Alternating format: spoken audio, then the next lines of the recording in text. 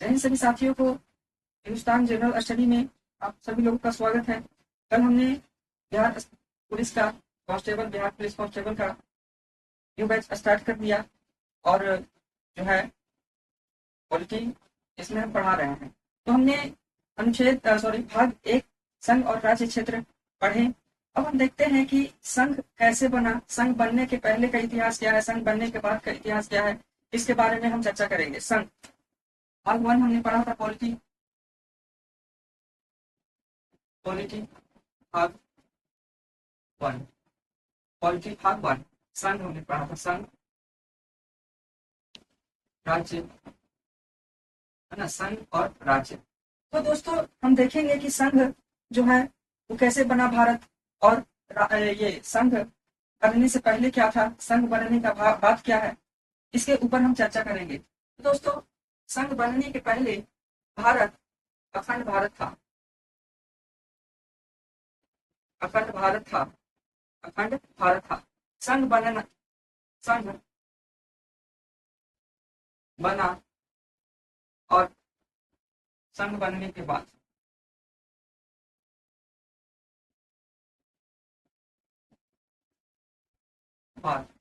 दोस्तों हम यहाँ जानते हैं, बखूबी हम लोग जानते हैं कि प्राचीन काल यानी कि मौर्य काल से ही हमारा भारत जो है वो अखंड भारत में ये तब्दील हो गया था।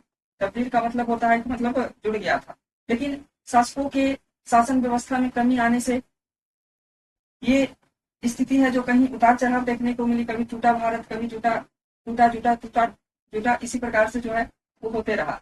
लेकिन जब अंग्रेज भारत में आए तो उन्होंने जो है अखंड भारत को पुनः तोड़ने का प्रयास किया और तोड़ भी दिए। दोस्तों अब हम देखते हैं, है ना, अखंड भारत हम देखते हैं।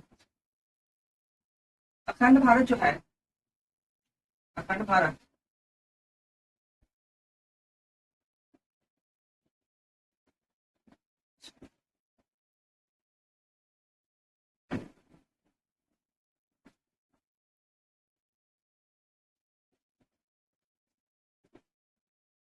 इस प्रकार से हमारा भारत देश है, आपको दिख रहा होगा फिगर में। फिगर में आप सभी लोगों को दिख रहा होगा कि इस प्रकार से हमारा भारत देश है, जो वर्तमान में ऐसा दिखता है। लेकिन इससे पहले हमारा भारत शक्तिशाली था और क्षेत्रफल में था। देख सकते हैं कि भारत यहाँ पे है पाकिस्तान और यहाँ पे है अफगानिस्तान, अफगानिस्तान। यहाँ पे था पूर्वी बंगाल, पूर्वी पूर्वी पाकिस्तान, और यहाँ पे था बर्मा, यानी कि म्यांमार, म्यांमार। दोस्तों जब भारत में अंग्रेज आए तो उन्होंने देखा कि शासन व्यवस्था को बेहतरीन तरीका से चलाना है, तो भारत को जो है अधिक टुकड़ों में, भारत को जो है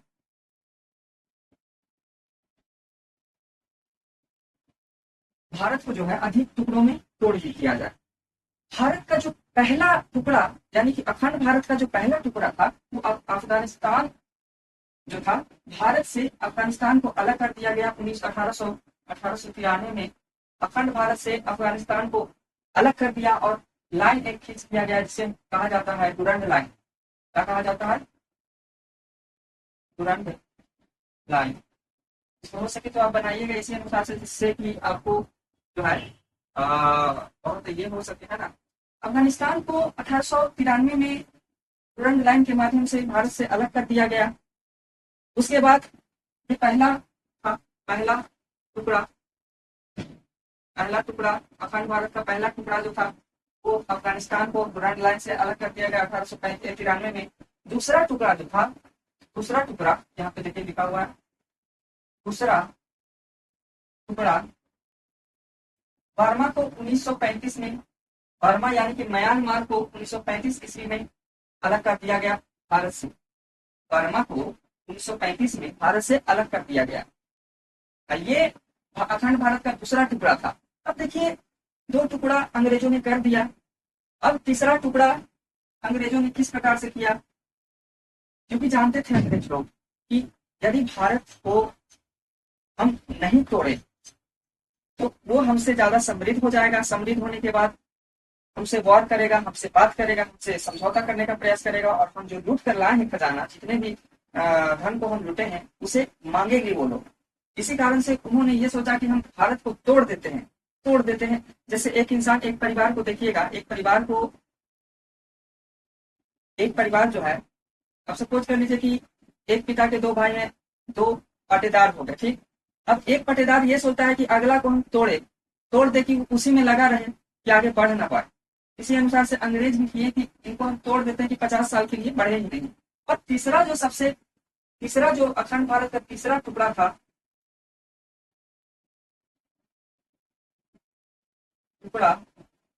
तीसरा टुकड़ा था वो पूर्वी पाकिस्तान तथा पूर्वी पाकिस्तान यानी बांग्लादेश को अलग कर दिया गया, तोड़ दिया गया। कब ये तोड़ा गया? 1947 को, जब हमारा देश आजाद हुआ और पाकिस्तान को ये आजादी मिली और भारत से तोड़ दिया गया। जो पूर्वी पाकिस्तान है उसके बॉर्डर को कहा जाता है जीरो लाइन या शून्य लाइन, जीरो लाइन या शून्य लाइन कहा जाता है, जीरो लाइन या शून्य लाइन कहा जाता है। इस बॉर्डर को जीरो लाइन या शून्य लाइन कहा जाता है। और पाकिस्तान से भारत जो अलग होती है उसका नाम है, पाकिस्तान से भारत अलग होती है उसे रेड क्लिफ लाइन कहा जाता है, रेड क्लिफ लाइन कहा जाता है। तो एक बार और हम देखेंगे सबसे पहला टुकड़ा कहाँ हुआ था।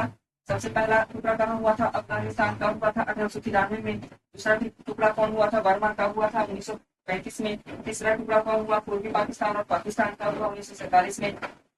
पाकिस्तान का रेखा को क्या कहा जाता है? Red Cliff line. और पूर्वी पाकिस्तान के रेखा को कहा जाता है शून्य लाइन या जीरो लाइन। दोस्तों हमारा यही मतलब कि एक समझिए कि पीछे रहने का कारण एक यही है, और ये बहुत बड़ा कारण है। आए दिन हम लोग देखते हैं कि पाकिस्तान हमला कर दिया, बांग्लादेश में विवाद हो गया। यदि हम अखंड रहते, मतलब कि सब साथ में होते, तो ऐसा कभी नहीं होता। लेकिन हमारे यहाँ जाति धर्म भेदभाव को देखते हुए इस चीज को ये कर दिया गया है ना। बाकी इस चीज को आप नोट आउट कर लीजिए, अखंड भारत जो संघ बनने से पहले, है ना।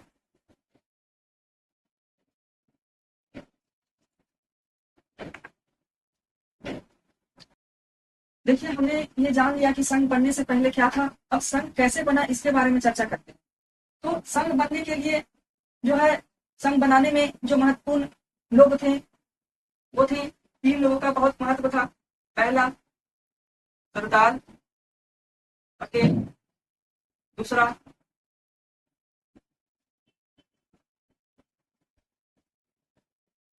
लॉर्ड माउंटबेटन, तीसरा लेनिन। ये 3 ऐसे लोग थे जो संघ बनाने के लिए अपना महत्वपूर्ण जो है समय दिए हैं और भारत को संघ बनाने में काम किए हैं, है ना। ये हम जानते हैं कि भारत में अंग्रेजी शासन से पहले रियासतों का शासन था और लाजमी है कि इस देश को संघ बनाने में, यूनियन बनाने में देशी रियासत का भी विलय पत्र पर साइन होना उतना ही जरूरी है। भारत में जो कुल देशी रियासत थे, भारत में कुल देशी रियासत 552 थे। भारत में कुल देशी रियासत थे जो 552 थे, और ये 552 रियासतों को मिलने से ही, ये कुल 552 रियासतों को मिलने से ही एक संघ का निर्माण हो सकता था। और इस देशी रियासतों को मिलाने में सरदार पटेल ने अथाह मेहनत किया और मिलाए और संघ बनाए भी। लेकिन 552 रियासतों में 3 ऐसे रियासत थे जो भारत में नहीं मिलना चाहते थे, क्योंकि लॉर्ड माउंटबेटन ने 3 बात कही थी। एक, स्वतंत्र देश बनाओ। दूसरा, भारत में मिलो, भारत में मिलो। तीसरा पाकिस्तान में मिलो, मिलो। ये छोटा लॉर्ड माउंटबेटन इतना, अब अंग्रेज जानने करते हैं अंग्रेज हरामी होता है, अंग्रेज खोरल इंसान होता है। देखिए ये 3 चीज दे दिया, ठीक है पाकिस्तान में मिलना है, ठीक है हम मिल सकते हैं, भारत में मिल सकते हैं, लेकिन ये छोटा का किया कि स्वतंत्र देश बना सकता है कोई। अब यही बात को ले लिया हैदराबाद, हैदराबाद यहाँ के निजाम शासन कर रहे थे जिनका नाम है मीर, एक सेकंड,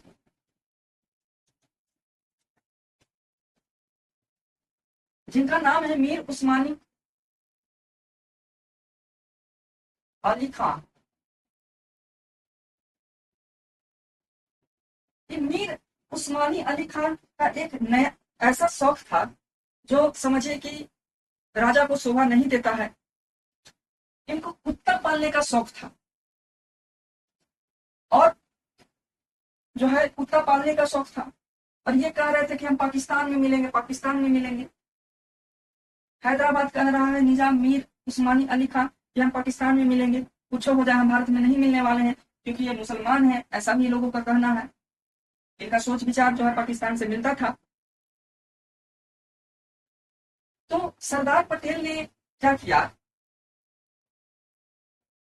सरदार पटेल ने यह किया कि लॉर्ड माउंटबेटन के पास गए और कहे कि सर जो है ना हैदराबाद जो है मिलने से इनकार कर रहा है, हैदराबाद जो है वो मिलने से इनकार कर रहा है, हम क्या करें, आप अपना सेना दीजिए जिससे कि हम वहां वॉर करके मिल सके।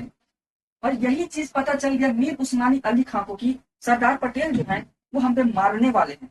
ये हो चल गया यूएनओ में और कहने लगा कि ये सब प्लानिंग कर रहा है। एक तरफ कहता है कि स्वतंत्र राष्ट्र बना लो, भारत में मिल लो, पाकिस्तान में मिल लो, मेरी क्या गलती है, हम तो पाकिस्तान में मिलना चाह रहे हैं। तो सरदार पटेल पर लॉर्ड माउंटबेटन पे प्रभाव पड़ने लगा कि आप ऐसा क्यों कर रहे हैं। तो सरदार पटेल ने एक विचार लगाया, एक सोच बुद्धि लगाया और कहा कि जब घी सीधी उंगली से ना निकले तब घी जो है ना उसको पिघला देना चाहिए। अब यही सरदार पटेल भी किए। सरदार पटेल जो है, सरदार पटेल यहाँ फौजियों को सिविल सेना, सिविल पुलिस वर्दी में भेज दिया, वर्दी में भेजा और ऑपरेशन पोलो, ऑपरेशन पोलो चलाया। अब ये ऑपरेशन पोलो में सरदार पटेल ऐसा षड्यंत्र को रच दिए थे कि यहाँ पुलिस गया सिविल वर्दी में, लेकिन वो जंगी सिपाही थे और वहां के निजाम के सेना को ऐसे मारा, ऐसा मारा कि निजाम अपन कुत्ता के छोड़ के पाकिस्तान चल गया और वहां से जाकर कह रहा है कि हमारे कुतवा के भेज दे। तो सरदार पटेल का कितना कुत्ता है, सर्वे कराओ जी, सर्वे करा के कुतबों के भेज दिए है ना। और जो है 17 सितंबर 1948 को विलय करा दिया गया, विलय करा दिया गया और हैदराबाद में भारत में अपना अंग विलय पत्र पर हस्ताक्षर कर दिया। क्या आपको यहाँ तक समझ में आया बात? यदि यहाँ तक समझ में आया तो लाइक कीजिए और सब्सक्राइब कीजिए, है ना। अब हम आगे देखेंगे, आगे देखते हैं दूसरा। दोस्तों दूसरा जो विवाद किए हुए थे देशी रियासत, वो जूनागढ़ गुजरात में अवस्थित है, गुजरात का अंग था। जूनागढ़ ये कह रहा था कि हम भारत में नहीं मिलेंगे, हम पाकिस्तान में मिलेंगे। जूनागढ़ में एक विवाद जो था वो सरदार पटेल को पता चल गया था कि जूनागढ़ के राजा से जनता का यानी कि प्रजा से नहीं बनता है और जो है सरदार पटेल इसका जो है फायदा उठा लेते हैं और यहाँ के जूनागढ़ की जनता में आक्रोश पैदा करने लगते हैं, अफवाह पैदा करने लगते हैं कि तुम्हारा राजा ऐसे है वैसे है, तुम्हारा राजा अगर पाकिस्तान में तुम मिल गए तो हिंदू लोग जितना है सबको बर्बाद कर दिया जाएगा, मुसलमानों को उसका जो जमीन है वो छीन लिया जाएगा मुसलमानों के थ्रू ही। तो ऐसा आक्रोश पैदा करने लगे, जिससे कि जो जनता है विद्रोह कर दिया, पूरा क्रांति कर दिया, विद्रोह कर दिया। और यहाँ जनमत संग्रह के माध्यम से इस क्षेत्र को मिला लिया गया भारत में जनमत संग्रह के द्वारा जूनागढ़ को मिला दिया गया। और तीसरा जो विवाद किए हुए था वो जम्मू कश्मीर। जम्मू कश्मीर में एक राजा है, उनका नाम है हरि सिंह। हरि सिंह ये डोगरा वंश के हैं तथा ये हिंदू राजा है। यहाँ की प्रजा जो है, प्रजा मुसलमान है, अधिकतर मुसलमान है। और प्रधानमंत्री भी जो है मुसलमान है। इसने राजा हरि सिंह ने कहा कि हम ना पाकिस्तान में मिलेंगे, ना हम भारत में मिलेंगे, हम अपना एक नया देश बनाएंगे जिसका नाम जम्मू कश्मीर होगा या ना होगा वो अपने कहने होंगे, है ना। अब यहाँ के जो राजा हैं बहुत बेहतर है भाई, प्रजा का ध्यान रखते हैं। लेकिन प्रधानमंत्री जो है, प्रधानमंत्री एक नंबर का गद्दार है। हरि सिंह का जो प्रधानमंत्री है वो एक नंबर का गद्दार है। हरि सिंह के प्रधानमंत्री ने ही पाकिस्तान के घुसपैठी आतंकवादियों को हरि सिंह के प्रधानमंत्री ने पनाह दिया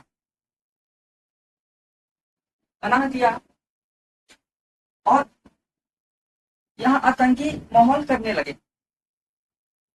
इसकी जो है हरि सिंह को ये 2 हफ्ता के बाद पता चला कि मेरे राज्य में पाकिस्तानी आतंकवादी हैं जो घुस गए हैं और लोगों को मार रहे हैं। वो मजहब का नाम लेकर के, जैसे पहलगाम में आपने देखा कि धर्म पूछ कर मारा गया गोली को कि तुम हिंदू है कि तुम मुसलमान हो, जबकि हमारे हृदय में चाहे वो हिंदू हो, मुसलमान हो, सिख हो, ईसाई हो, सबके लिए बराबरी का दर्जा दिया गया है। ऐसा नहीं है कि अगर कोई मुसलमान है तो वो अलग परिवेश में है, कोई हिंदू है तो वो अलग परिवेश में है। जो भी लोग हैं भाई इंसान ही तो है। खून लेने से पहले हम ये नहीं पूछते हैं कि तुम हिंदू हो या मुसलमान हो, तुम किस जाति को हो, तुम किस धर्म को हो। लेकिन ये छोटा पाकिस्तानी इस चीज को पूछकर वहां मारे कि तुम हिंदू हो कि मुसलमान हो। और ऐसे ही ये जम्मू कश्मीर में भी हरि सिंह के नेतृत्व में इन्होंने ऐसे ही किया, इसने ऐसे ही किया। और हरि सिंह को एक निर्णय लेना पड़ा, क्योंकि उस समय जवाहरलाल नेहरू के पास ऐसा कोई अधिकार नहीं था कि वो सैनिक को भेज करके इनकी सहायता कर सके। तो हरि सिंह ने एक कदम उठाया कि ठीक है, हम पाकिस्तान में तो कतई नहीं मिलेंगे, लेकिन हम भारत में 370 के माध्यम से विलय कर लेंगे, अनुच्छेद 370 के माध्यम से हम विलय कर लेंगे। यानी कि हम भारत में रहेंगे तो, लेकिन हमारा जमीन जो होगा, हमारा जो कल्चर होगा, उस पर कोई ठेस पहुंचा नहीं सकता है। हरि सिंह जवाहरलाल नेहरू के पास गए और कहे कि कैसे करके हमको बचा लीजिए। तो जवाहरलाल नेहरू ने कहा कि विलय पत्र पर साइन कीजिए,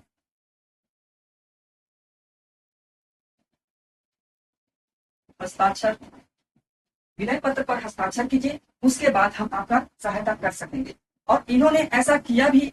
इन्होंने जो है ऐसा इन्होंने कौन किए, तो हरि सिंह ने ऐसा किया। हरि सिंह ने ऐसा किया हरि सिंह ने ऐसा किया और 26 अक्टूबर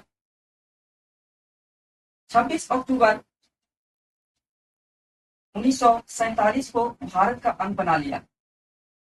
भारत ने अंग बना लिया। अब बताइए कितना संघर्ष उठाना पड़ा होगा, कितना समझिए कि वहां की जनता को झेलना हुआ होगा। ये कैसे झेलना हुआ? ये सिर्फ अंग्रेजों के कारण ऐसा करना पड़ा। यदि अंग्रेज नहीं आए हुए होते तो न हिंदू मुसलमान होता, क्योंकि अंग्रेजों के कारण ही भारत में हिंदू मुसलमान का प्रचलन चला है। 26 अक्टूबर 1947 को विलय कर लिया और पाकिस्तानी जो है आतंकवादियों को मार गिराया गया, है ना। तो ये 3 देशी रियासत थे जो अब मिला लिया गया भारत में। और इसके बाद जो है 4 स्टेट बनाए गए, 4 स्टेट बनाया गया ABCD, 4 स्टेट बनाए गए ABCD। आइए देखते हैं कौन कौन से स्टेट बनाए गए। दोस्तों हैदराबाद, जूनागढ़ और जम्मू कश्मीर को जब हमने विलय पत्र पर साइन करवा लिया, उसके बाद जो है ABCD 4 राज्य बने। ए का मतलब क्या होता है? ए का मतलब होता है ब्रिटिश प्रोविजन, ब्रिटिश प्रोविजन जहां अंग्रेज का शासन चलता है। ब्रिटिश प्रोविजन जहां अंग्रेज शासन कर रहे हैं, वो राज्य थे 9, वो राज्य थे 9। और दूसरा जो है बी प्रिंसली स्टेट, यानी कि जहां देसी रियासत का शासन चलता है, वो भी 9 था, वो भी 9 राज्य थे जहां देसी रियासत शासन कर रहे थे। और तीसरा जो है वो कमिश्नरी था, सी जो है वो कमिश्नरी था, वह शहर जहां अंग्रेज शासन कर रहे हैं, जैसे कि पटना, बिहार की राजधानी है पटना, और पूरे बिहार में अंग्रेज शासन नहीं कर रहे हैं, सिर्फ बिहार के पटना शहर पर शासन कर रहे हैं। ऐसे स्टेट जो थे, राज्य थे, वो 10 थे। और डी जो था यूनियन टेरेटरी था, जो एक था, क्या था? एगो था, एगो था, है ना। तो ये था जो विलय करवाने के बाद संघ निर्माण हुआ, संघ निर्माण हो गया भारत में। लेकिन अब ABCD, ऐसे तो हम देश का नाम नहीं रख सकते हैं, तो हम क्या करेंगे? तो इसको हम हटाने के लिए कई समितियों का भी स्थापना करें, कई समितियां भी हमने स्थापित की, जैसे एसके धर समिति, जैसे एसके धर समिति, जैसे JBP समिति, जैसे एसके धर समिति, जैसे JBP समिति, जैसे फजल अली आयोग इत्यादि जैसे समितियों की स्थापना की और देश में राज्यों का निर्माण किया। तो देखते हैं कि एसके धर समिति क्या थी, JBP समिति क्या है और फजल अली आयोग समिति क्या है ना। दोस्तों एसके धर समिति, एसके धर समिति, एसके धर समिति आपको दिख रहा होगा, कम दिख रहा है ना। एसके धर समिति, इसका यही कहना था कि हम राज्य की स्थापना जो करेंगे, हम राज्य का निर्माण जो करेंगे, वो भाषा के आधार पर करेंगे, भाषा के आधार पर करेंगे, भाषा के आधार पर करेंगे, भाषा के आधार पर इस समिति ने राज्य का निर्माण का अपना प्रस्ताव रखा, जिसे सरदार पटेल ने अब स्वीकार कर दिया। क्योंकि ऐसे तो विवाद उत्पन्न हो जाता कि गुजरात में कोई और भाषा चल रहा है, बंगाल में कोई और भाषा चल रहा है, बिहार में कोई और भाषा चल रहा है, और एक भाषा के चक्कर में पूरा जो इंसान है वो लड़ते रहता। तो इसको खारिज कर दिया गया, रद्द कर दिया गया। ये जो एसके धर समिति है, इसको रद्द कर दिया गया। और इसके जगह पर जो है दूसरा समिति आया, JBP समिति, JBP समिति। जे का मतलब होता है जवाहरलाल नेहरू, जवाहरलाल नेहरू। पी का मतलब होता है पटेल, सरदार पटेल। और सी का मतलब होता है पट्टाभी सीतारमैयन,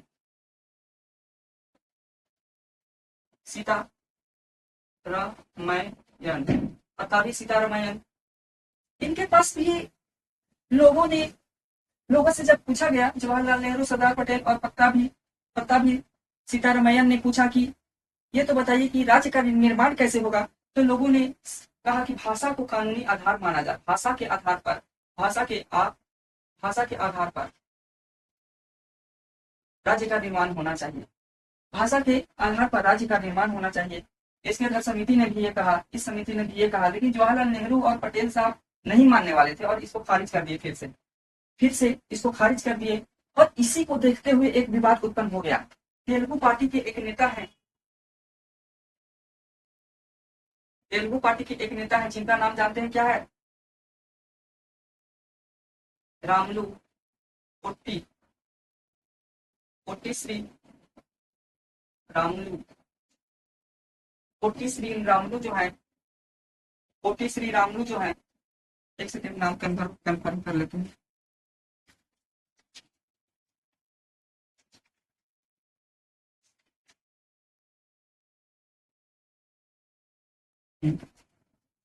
पोट्टी श्री रामुलु जो है, ये देखें तो कहें कि ये भाषा के आधार पर ही होना चाहिए। और इन्होंने 56 दिन का भूख हड़ताल किया, 56 दिन का भूख हड़ताल किया। और ये 56 दिनों में सरकार ने इनकी बातों की नहीं प्रभाव दिया। सरदार पटेल ने भी सोचा कि भाई 4 दिन में ये हो जाएंगे, लेकिन भूख हड़ताल के दौर में पोट्टी श्री रामुलु जो है इनकी मृत्यु हो जाती है, अब यहाँ के तेलुगु के लोग कहें कि ये बाप, ये तो अंग्रेजों से गेल गुजरल है भाई, अंग्रेज तो कम से कम सुन लेता था, ये सब तो सुनिए ना रहा। और विद्रोह चालू हो गया पूरे राज्य में। तब जवाहरलाल नेहरू ने क्या किया कि आंध्र प्रदेश का निर्माण कर दिया तेलुगु भाषा से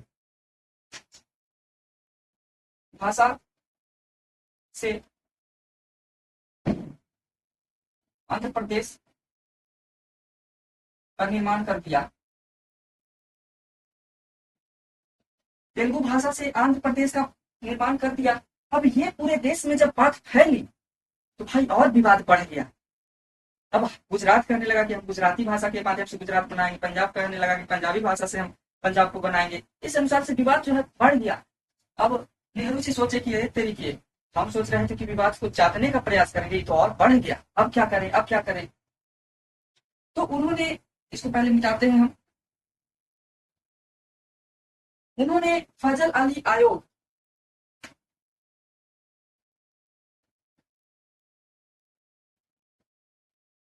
का गठन किया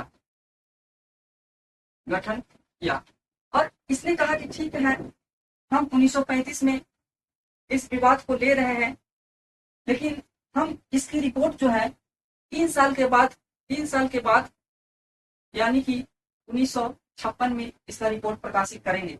और ऐसा हुआ भी। जब रिपोर्ट आया तो इसने स्पष्ट कर दिया कि हाँ, हम जो है भाषा के आधार पर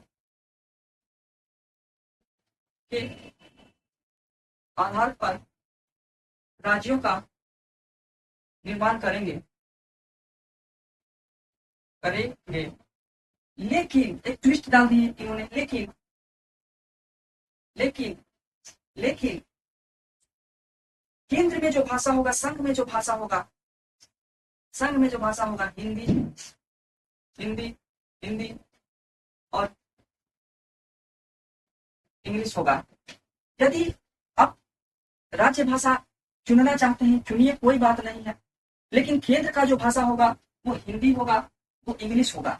यदि इसमें से जितने भी राज्य हैं भाषाई आधार पर राज्य भाषा को मान रहे हैं, अच्छी बात है, लेकिन आप हिंदी भी लेना चाहते हैं तो आप ले सकते हैं, आप इंग्लिश भी मानना चाहते हैं तो आप मान सकते हैं। फजल अली आयोग ने कह दिया अपनी रिपोर्ट में, और ये पूरे देश में 1956 में लागू हो गया। 1956 में पूरी तरह लागू हो गया। अंततः 7वें संविधान संशोधन द्वारा 14 राज्य तथा 6 संघ शासित राज्यों का निर्माण हुआ।